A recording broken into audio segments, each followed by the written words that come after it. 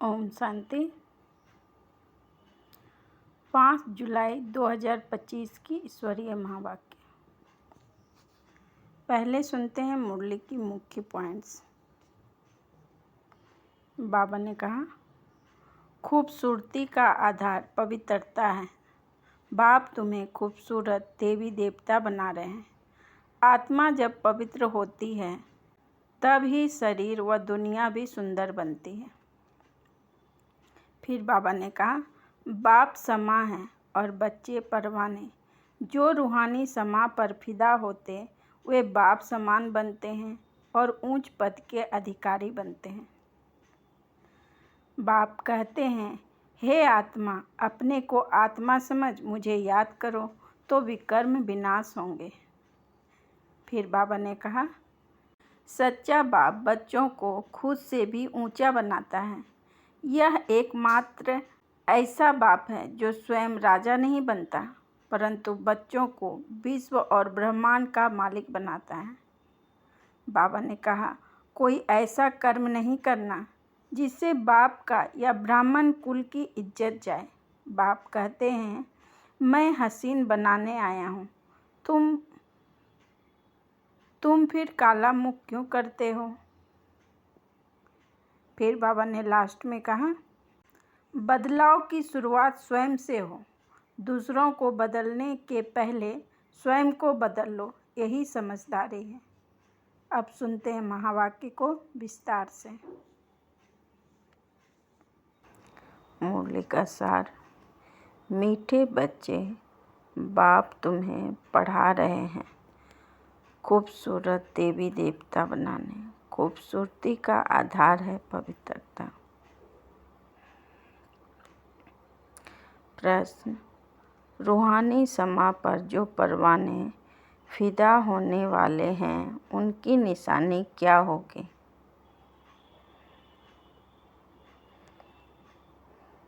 उत्तर, फिदा होने वाले परवाने नंबर 1 समा जो है जैसी है उसे यथार्थ रूप से जानते और याद करते हैं। नंबर 2 फिदा होना माना बाप समान बनना।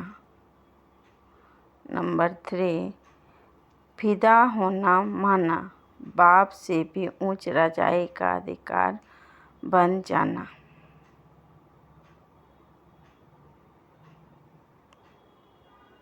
गीत, महफिल में जग उठी समा। ओम शांति। मीठे मीठे रूहानी बच्चों ने यह गीत की लाइन सुनी। यह कौन समझाते हैं। रूहानी बाप, वह समा भी है।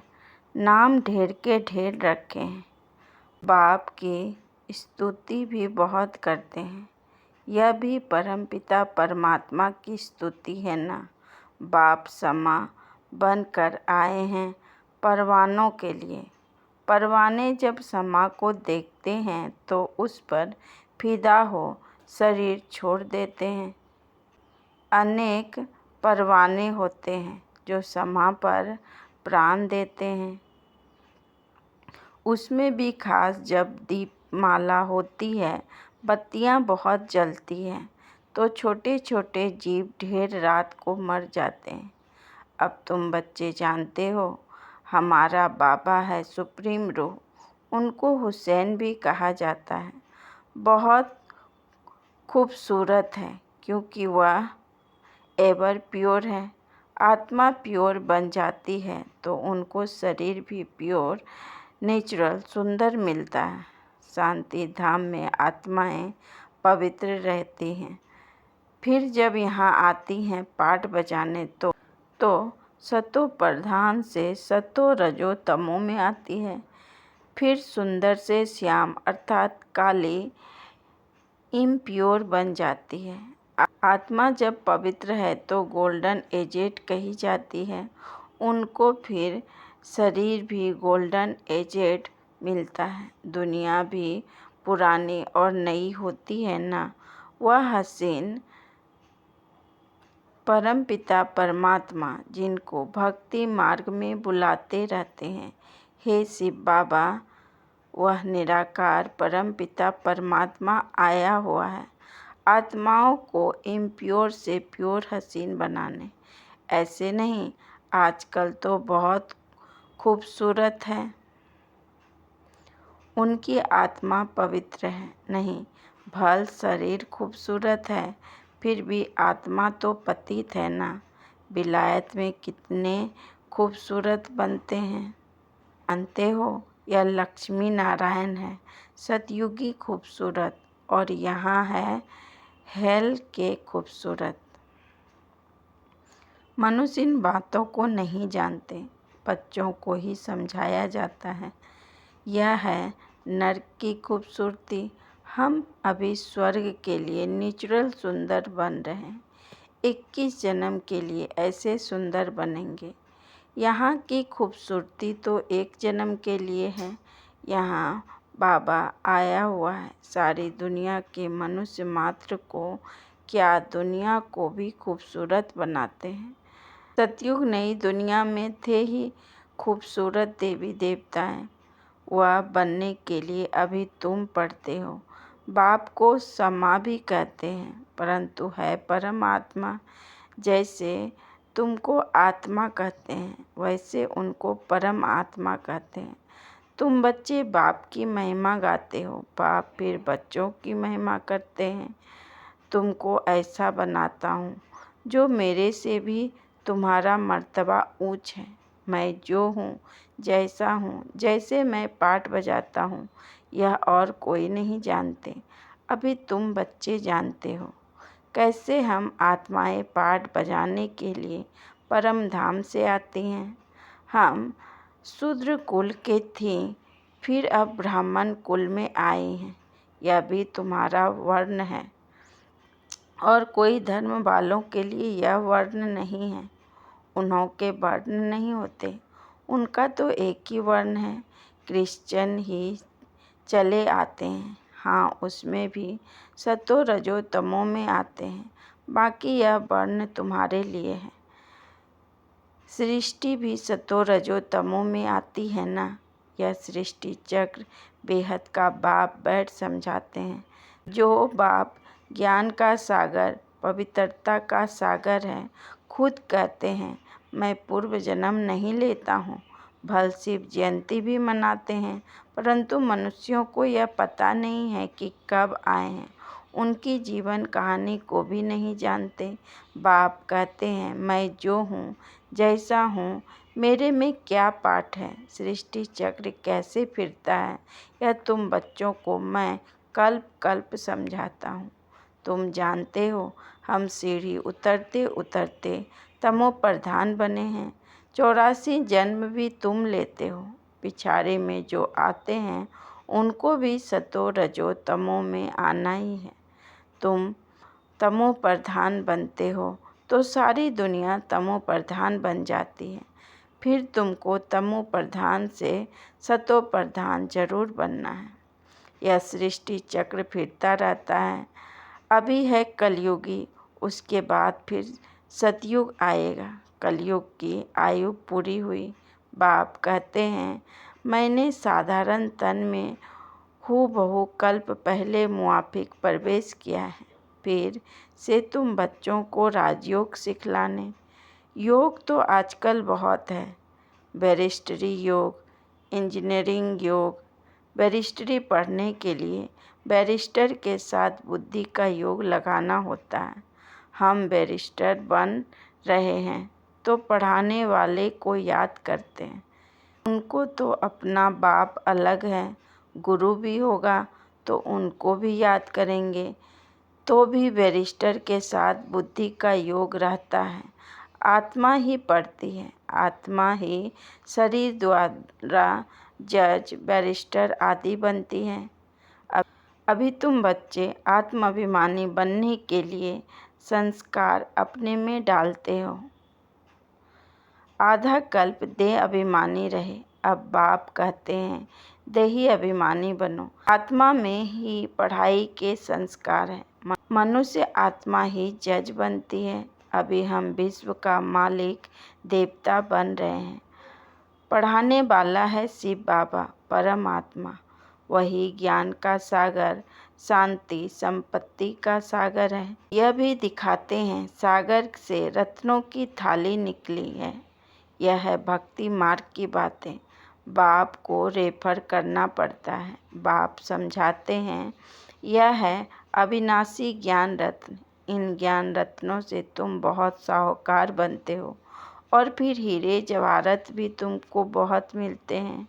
यह एक एक रत्न लाखों रुपये का है जो तुमको इतना साहूकार बनाते हैं। तुम जानते हो भारत ही वाइसलेस वर्ल्ड था। उसमें पवित्र देवताएं रहते थे। अभी सांवरे और पवित्र बन गए हैं। आत्माओं और परमात्मा का मेला होता है। आत्मा शरीर में है तब ही सुन सकती है। परमात्मा भी शरीर में आता है। आत्माओं और परमात्मा का घर शांति धाम है। वहाँ चुरपुर कुछ नहीं होती है। यहाँ परमात्मा बाप आकर बच्चों से मिलते हैं, शरीर सहित मिलते हैं। वहाँ तो घर है, वहाँ विश्राम पाते हैं। अभी तुम बच्चे पुरुषोत्तम संगम युग पर हो, बाकी दुनिया कलयुग में है। बाप बैठ समझाते हैं। भक्ति मार्ग में खर्चा बहुत करते हैं, चित्र भी बहुत बनाते हैं, बड़े बड़े मंदिर बनाते हैं। नहीं तो श्री कृष्ण का चित्र घर में भी तो रख सकते हैं। बहुत सस्ते चित्र होते हैं। फिर इतना दूर दूर मंदिरों में क्यों जाते? यह है भक्ति मार्ग। सतयुग में यह मंदिर आदि होती नहीं, वहाँ है ही पूज्य। कलयुग में है ही पुजारी। तुम अभी संगम पर पूज्य देवता बन रहे हो। अभी तुम ब्राह्मण बने हो। इस समय तुम्हारा यह अंतिम पुरुषार्थी शरीर मोस्ट वैल्यूबल है। इसमें तुम बहुत कमाई करते हो। बेहद के बाप के साथ तुम खाते पीते हो, पुकारते भी उनको हो। ऐसे नहीं कहते श्री कृष्ण से खाऊं, बाप को याद करते हैं। तुम ही माता पिता। बालक तो बाप के साथ खेलते रहते हैं। श्री कृष्ण के हम सब बालक हैं, ऐसे नहीं कहेंगे। सभी आत्माएं परमपिता परमात्मा के बच्चे हैं। आत्मा शरीर द्वारा कहती है आप आएंगे तो हम आपके साथ खेलेंगे, खाएंगे, सब कुछ करेंगे। तुम कहते हो बाप दादा, तो जैसे घर हो गया। बाप दादा और बच्चे, यह ब्रह्मा है बेहद का रचयिता। बाप इसमें प्रवेश कर इनको एडाप्ट करते हैं। इनको कहते हैं तुम मेरे हो। यह है मुख्य वंशावली। जैसे स्त्री को एडाप्ट करते हैं ना, वह भी मुख्य वंशावली ठहरी। कहेंगे तुम मेरी हो, फिर उनसे कुक वंशावली बच्चा पैदा होते हैं। यह रस्म कहाँ से चली? बाप कहते हैं मैं इनको एडाप्ट किया है ना, इन द्वारा तुमको एडाप्ट करता हूँ। तुम मेरे बच्चे हो, परंतु यह है मेल। तुम सभी को संभालने के लिए फिर सरस्वती को भी एडाप्ट किया। उनको माता का टाइटल मिला। सरस्वती नदी, यह नदी माता हुई ना। बाप सागर है, यह भी सागर से निकली हुई है। ब्रह्मपुत्रा नदी और सागर का बहुत बड़ा मेला लगता है। ऐसा मेला और कहाँ लगता नहीं। वह है नदियों का मेला। यह है आत्माओं और परमात्मा का मेला। वह भी जब शरीर में आते हैं तब मेला लगता है। बाप कहते हैं मैं हुसैन हूँ, मैं इसमें कल्प कल्प प्रवेश करता हूँ। यह ड्रामा में नूद है। तुम्हारी बुद्धि में सारे सृष्टि का चक्र है। इनकी आयु 5000 वर्ष है। इस बेहद की फिल्म से फिर हद की फिल्म बनाते हैं।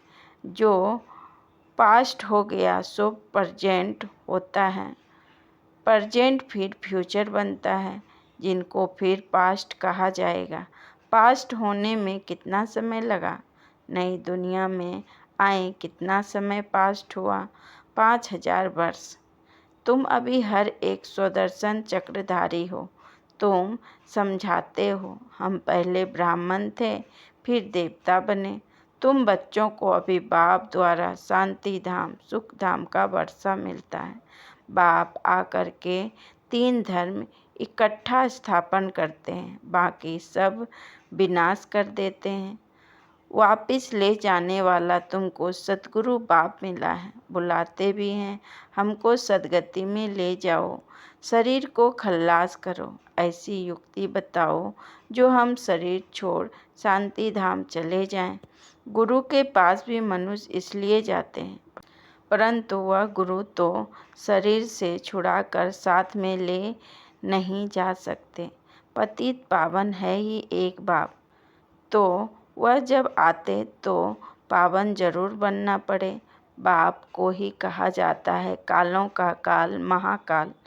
सभी को शरीर से छुड़ाकर साथ ले जाते हैं।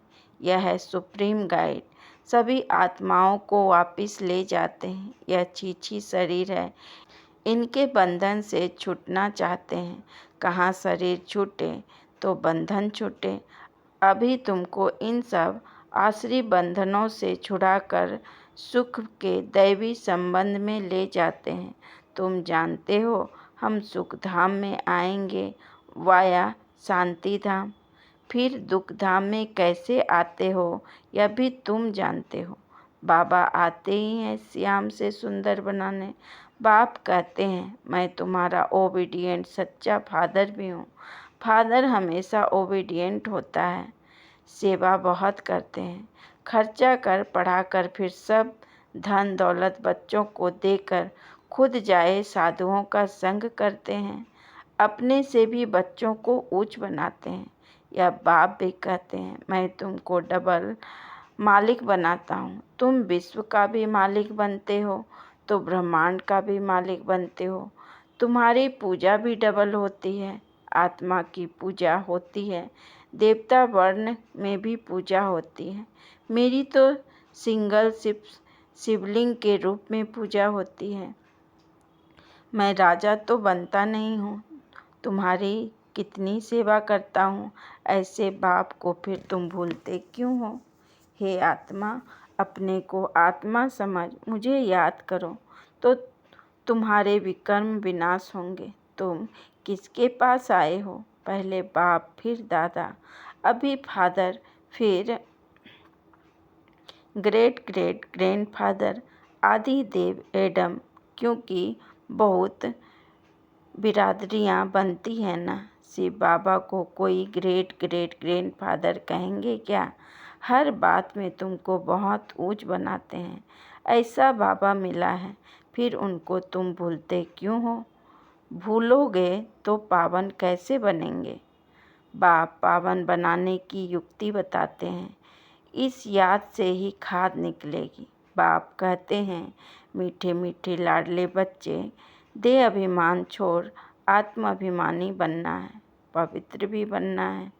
काम महाशत्रु है। यह एक जन्म मेरे खातिर पवित्र बनो। लौकिक बाप भी कहते हैं ना, कोई गंदा काम नहीं करो, मेरी दाढ़ी की लाज रखो। परलौकिक बाप भी कहते हैं मैं पावन बनाने आया हूँ, अब काला मुख मत करो। परलौकिक बाप भी कहते हैं मैं पावन बनाने आया हूँ, अब काला मुख मत करो, नहीं तो इज्जत गंवाएंगे। सभी ब्राह्मणों की और बाप की भी इज्जत गंवा देंगे। लिखते हैं बाबा हम गिर गया, काला मुख कर दिया। बाबा कहते हैं मैं तुमको हसीन सुंदर बनाने आया हूँ, तुम फिर काला मुख करते हो। तो सदा हसीन बनने का पुरुषार्थ करना है। अच्छा, मीठे मीठे सिकिलधे बच्चों प्रति माता पिता बाप दादा का याद प्यार और गुड मॉर्निंग। रूहानी बाप की रूहानी बच्चों को नमस्ते। हम रूहानी बच्चों की रूहानी बाप दादा को पदम गुना नमस्ते नमस्ते नमस्ते। Good morning. शुक्रिया बाबा, शुक्रिया। धारणा के लिए मुख्य सार। नंबर 1, यह अंतिम पुरुषार्थी शरीर बहुत वैल्यूबल है, इसमें बहुत कमाई करनी है। बेहद के बाप के साथ खाते पीते सर्व संबंधों की अनुभूति करनी है। नंबर 2, कोई भी ऐसा कर्म नहीं करना है जिससे ब्राह्मण परिवार की व बाप की इज्जत जाए। आत्माभिमानी बन पूरा पवित्र बनना है।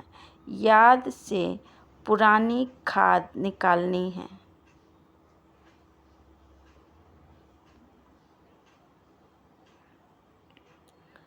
वरदान: सुनने के साथ साथ स्वरूप बन मन को मनोरंजन द्वारा सदा शक्तिशाली आत्मा भव। विस्तार में बाबा ने कहा, रोज मन में स्व के प्रति या औरों के प्रति उमंग उत्साह का संकल्प लाओ। स्वयं भी उसी संकल्प का स्वरूप बनो और दूसरों की सेवा में भी लगाओ, तो अपनी जीवन भी सदा के लिए उत्साह वाली हो जाएगी और दूसरों को भी उत्साह दिलाने वाले बन सकेंगे। जैसे मनोरंजन प्रोग्राम होता है, ऐसे रोज मन के मनोरंजन का प्रोग्राम बनाओ। जो सुनते हो उसका स्वरूप बनो तो शक्तिशाली बन जाएंगे। स्लोगन: दूसरों को बदलने के पहले स्वयं को बदल लो, यही समझदारी है।